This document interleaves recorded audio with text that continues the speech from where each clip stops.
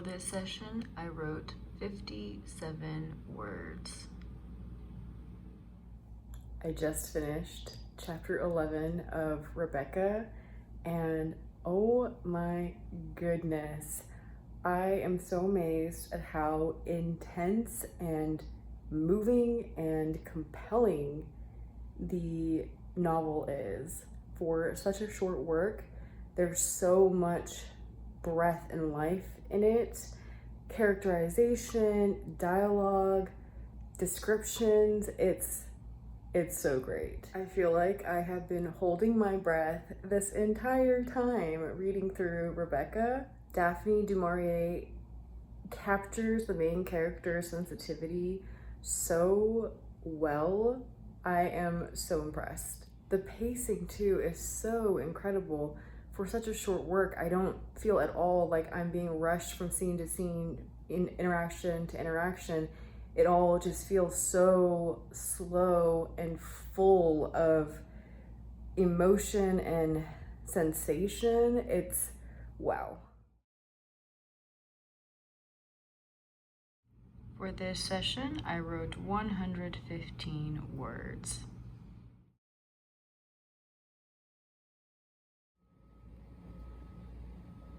I've been reading the recognitions, and it occurs to me that the reason why I connect with it as much as I do is because of my own background, having pursued religion and then departing from it. Unless one has a really solid understanding and even personal background in religion, especially of the Christian Catholic denominations, I don't think it would make sense for the reader or that it would really resonate.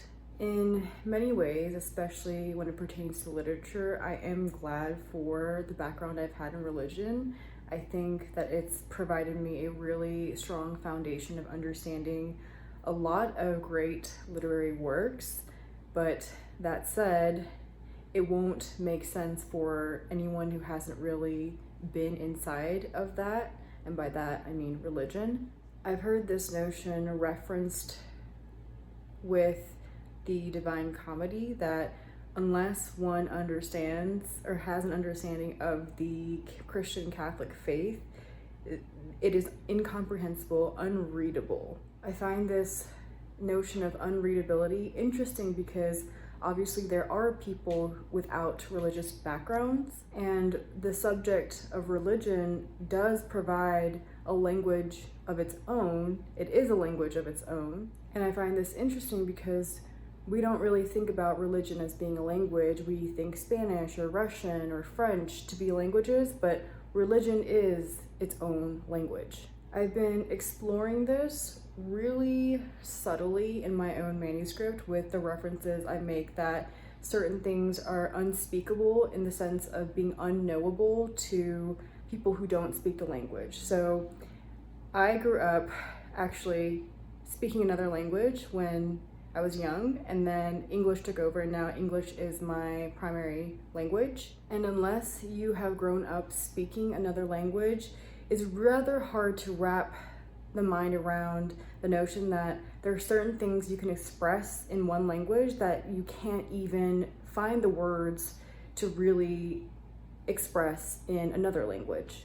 Given the notion that the way we use language shapes our reality, language can create barriers or portals to totally new dimensions of existence, including how we perceive and engage with time.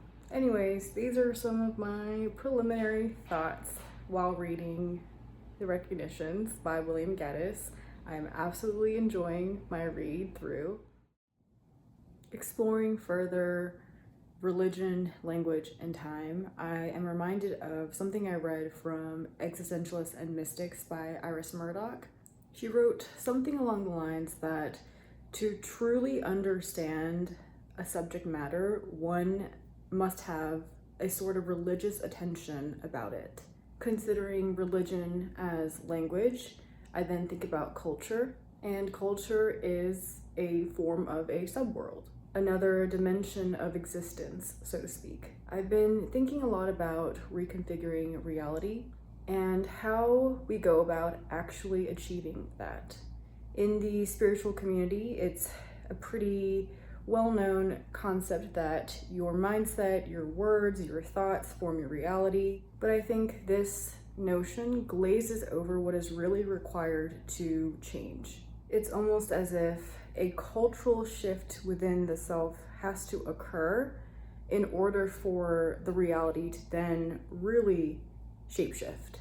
And this can be initiated by a religious attention, i.e., language learning of something new. This is different from interest and pursuing lightly what interests one. It's really a studious devotion, and I think this is where that concept of devotion plays into changing our lives, because it is only through devotion that we sustain the religious attention. I've also found it very interesting that in the countries of the Romance languages, there is often associated a picture of leisure, of slowed time, of taking one's time, slowness in general. And for a while, I thought this was a matter of simply moving throughout one's day slowly. I am beginning to think differently in that it's not even that these people of the Romance cultures that they're moving slowly. I think they have a totally different conception around and about time. Relative to the American sense and concept of time, I think they actually experience more of it. A 24-hour day here is not the same equivalent 24-hour day over there. I think also that the functionality of time differs, although I don't quite know what that difference is yet at this point, but that's what I'm on a mission to discover. For this session, I wrote 184 words.